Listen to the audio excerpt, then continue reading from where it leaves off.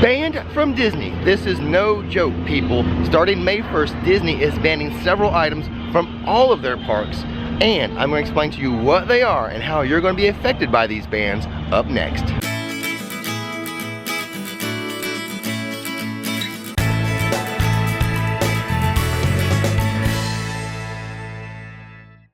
But before we begin, we publish theme park videos on this channel all the time. So hit that subscribe button and that bell notification button so you'll know when another video is ready for you to view. Now, before I get into these bans too much, I do want to mention behind me right there, Spaceship Earth is due to go down for a refurb, I think later this year. I don't have the exact dates yet. Once I learn the dates, I'll let you know. That way you guys can plan accordingly. But it's been a long time since that ride has went down for a major refurb, and it's about to do so. Now, let's walk over, I think, to the new roller coaster, the Guardians of the Galaxy roller coaster. And as we walk over there, let me tell you about these bans starting May 1st. And we're going to start with a smoking ban. Now, of course, you are not allowed to walk around the parks smoking right now. That's not new. But what is new is Disney is getting rid of the smoking sections. You will not be able to smoke in the park whatsoever. What they're going to do is they are going to have smoking sections in the front of the parks. Before you enter the gates, there will be smoking sections, but once you get inside the gates, once you scan your ticket, you will not be able to smoke or vape. Also, I need to mention that you will not be able to vape while you're in the park or smoke. You won't even have a section for it. You're gonna have to, if you're already in the park and you need that smoke break, you have to walk all the way out to the front, get your smoke break, and come back in. And this non-smoking, non-vaping ban will be in effect at all the parks, not just Epcot, because that's where I'm at today. All the parks, no smoking, no vaping whatsoever inside the gates. The next item that Disney is banning could have an effect on a lot of you who actually like to bring your own food or drinks into the park. They are going to ban loose ice. That's right, you won't be able to go to fill up your cooler from your hotel or your home or whatever with loose ice. What you're going to need to do is get those ice packs. You know, those blue ice packs that you can buy that you can freeze. Those will be allowed. You can bring those, but as far as loose ice, that will not get past security anymore. And the last thing I need to mention to you guys as far as being banned from all Disney parks, that's going to be oversized strollers and wagons. Now, wagons technically have been banned for a while, but you still see them in here. They are going to crack down on that. Now going to start enforcing the no wagon ban inside the parks. And double strollers. Here's the deal. I think right now the largest one they will allow is like a 36-inch double stroller. That is moving down to a 31-inch double stroller. So measure those strollers before you get here, or Disney does offer stroller rentals. A single stroller is $15 and their double stroller is $31. But if you're going to bring your own, you're going to have to double check the size on that, because starting on May 1st, they're only going to allow the largest to be a 31-inch stroller. So I think the reason behind the whole stroller thing is that the parks are just getting more and more crowded, especially as they keep offering more and more attractions and rides, which is a good thing. But the foot traffic can be kind of hectic in all the parks now, especially with the strollers. So I see why they're trying to just alleviate a little bit of that, try to make the flow for everyone a little more easy. Well, there you go. As the monorail goes by there, what do you think about those banned items? Let me know in the comments below what you think. I'm okay with all of them, except I don't quite understand the ice thing. I don't know, maybe because they're afraid people could hide stuff in the bottom of ice and they don't want their security people to have to dig through ice.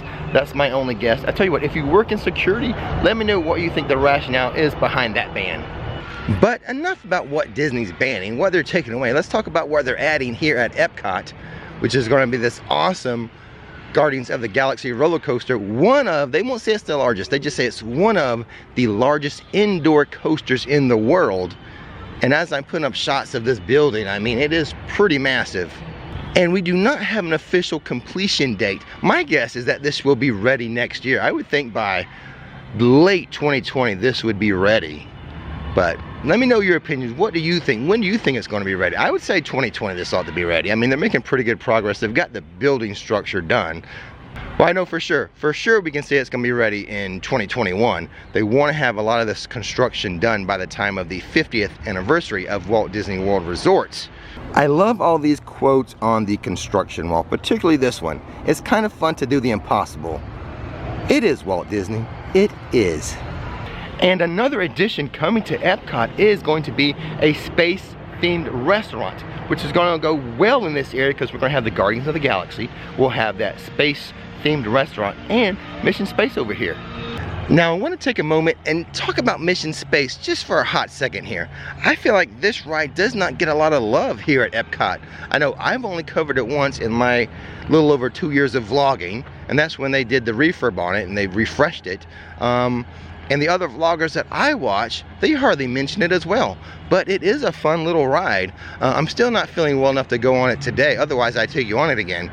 But if you or your kids are interested in NASA or space or going to the moon or going to Mars, things like that, I do recommend this ride as it gives a good experience, especially pulling those G's like you're taking off in a rocket. It does simulate that, in my opinion, pretty well, and it's a pretty neat experience. So show this ride some love. And while you're here visiting Mission Space, I invite you to check out the moons. So yeah, down here at the foot of this moon sculpture, there's going to be a legend, a key, that's going to give you a little clue as to what's going on the moon between 1959 and 1976, the space race between the Soviet Union and the United States. Here in red, this red marker is going to indicate the first time men was on the moon with Apollo 11, and then we're going to have the blue stone indicators are going to show us where the manned missions were, and then the clear stone is going to be the unmanned missions to the moon. So while you're here, check it out. Check out the moon activity. Very cool. And oh my goodness, is it already time for a break to watch the Jammers?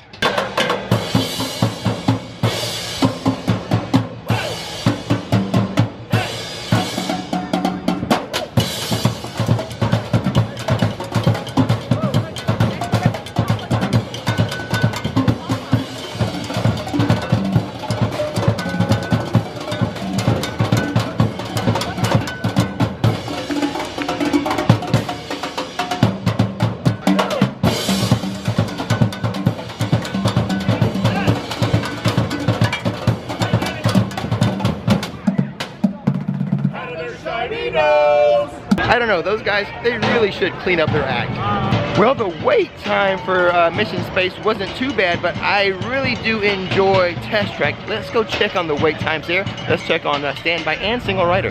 Holy guacamole, 120 minutes for standby, 2 hour standby for Test Track. Single rider, I can't even do that. I really wanted to do it, but at 50 minutes, I don't think I can. Okay guys, you know how I mentioned they are going to build a space themed restaurant. Let me show you kind of where that is. Way over there, that is the Guardians of the Galaxy roller coaster.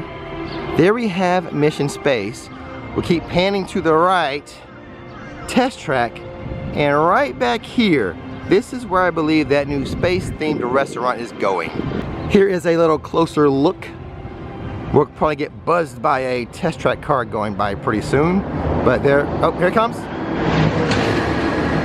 Did you hear it? There was the car. But anyway, here is the space-themed restaurant, which I think is going to go very nicely with the other space things that they have here. Well, now that I see that Test Track is busier than I anticipated, let me go back to Spaceship Earth. Car goes by, and see what the wait time is there. Okay guys, as I was making my way to check the wait time for Spaceship Earth, I stepped into guest services just to ask them some questions. And oh my goodness, I just learned Spaceship Earth is going to be down for 24 months. When they finally start the refurbs, 24 months, 2 years it's going to be down. That is shocking to me. I had no idea it was going to be that long. But here's the good thing. As I was talking to the guest relation person in there, they said, well, do you want a fast pass for Spaceship Earth? I said, heck yeah. So they gave me a fast pass. And they also gave me a date on the Guardians. I was hoping 2020, but no. She is saying it's not going to be ready until 2021, and that it will be the largest indoor coaster in the United States. So there you go. A little bit of news. I'm glad I popped in there, but I am sad to hear Spaceship Earth going to be down for 2 years. That is amazing to me. They are not even listing a standby time. Well, let's use that fast pass that cast member just gave me and Since this is going to be down for 24 months eventually, let's enjoy it while we can. Recording our knowledge on cave moon. There was only one small problem. When we moved, the recorded knowledge stayed behind. This unknown Egyptian pounding reeds flat is inventing papyrus, a sort of paper, and then begin teaching an intriguing new subject called mathematics. And with math comes mechanical technology and the birth of the high-tech life we enjoy today. Rome falls, and the great library of Alexandria in Egypt is burned. In the meantime, here in Europe, monks toil endlessly recording books by hand. But that is about to change. Gutenberg invents the movable type printing press. Now knowledge can travel as fast as these new books, and travel they do. Books make it easier to invent the future in every field. And the result is an incredible explosion in innovation. Books, it seems, were just the beginning. Now communication technology races headlong into the future. And soon people all over the world are sharing life's most important moments faster than ever before. And in 1969, from somewhere else, one small step for man, one giant leap for mankind. at first very large, very expensive computers, but we see the potential. The solution comes in, of all places, a garage in California. Young people with a passion for shaping the future put the power of the computer in everyone's hands. The choices we have made for the past 30,000 years have been inventing the future one day at a time. And now, it's your turn. Well, there you go, highlights of the current version of Spaceship Earth, soon to change. Okay, so you know what I need to do is I need to do like a full POV of that ride before they change it, because it's going to be major changes. It's not going to be like that ever again, so I'll be working on that for my rides and shows playlist.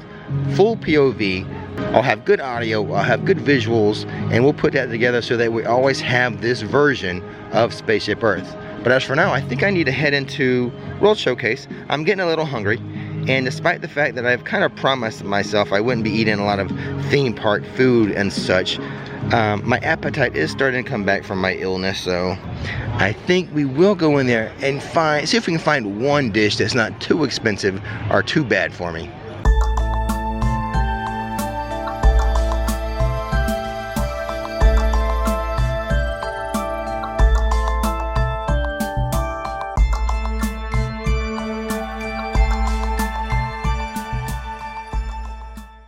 And in case you can't tell, Flower & Garden is still going on. It is Epcot's longest festival, and as I recall, the last time I was here, this was my favorite spot.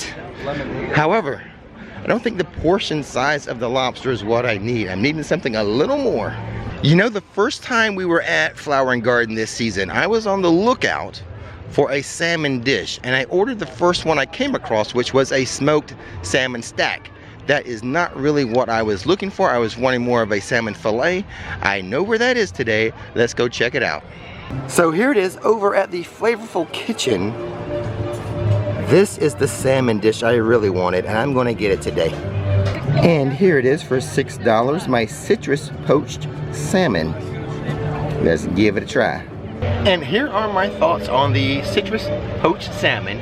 I love salmon. You can't go wrong. I love salmon so much. Now this was a little different than what I normally fix for myself. I normally fix a more savory type salmon, but I like the lighter flavor of this one. The little citrus, very, very good. So yes, I would recommend this, especially if you are someone who likes seafood. I really enjoyed it. It was delicious salmon, good flavor. I like the little citrus twist they had to it, a little different than my own. Recommended by Rick. And just to give you a better idea of where the Flavorful Kitchen is, over here we have Journey into Imagination, and then right over here, that's where the Flavorful Kitchen is if you want that salmon dish. Well guys, I think that's going to end our short little theme park trip for today. And as always, don't miss the magic and don't miss the fun. Thanks for watching Rick's Flix, and now, time to relax. And now, how about some viewer shout outs? First up today, I'd like to say thank you to Desmarie from Puerto Rico buying us a cup of coffee or a butterbeer. Thanks so much, Desmarie. Next up, we have the Sense family from Ohio. Thanks for supporting the channel, guys. And lastly for today, a big thank you to longtime viewer and U.S. Marine Craig. Thank you for the coffee and thank you for your service. But wait, that's not all. I almost forgot the winner of the Hidden Ricky, Shannon Honey. Congratulations for finding that Hidden Ricky.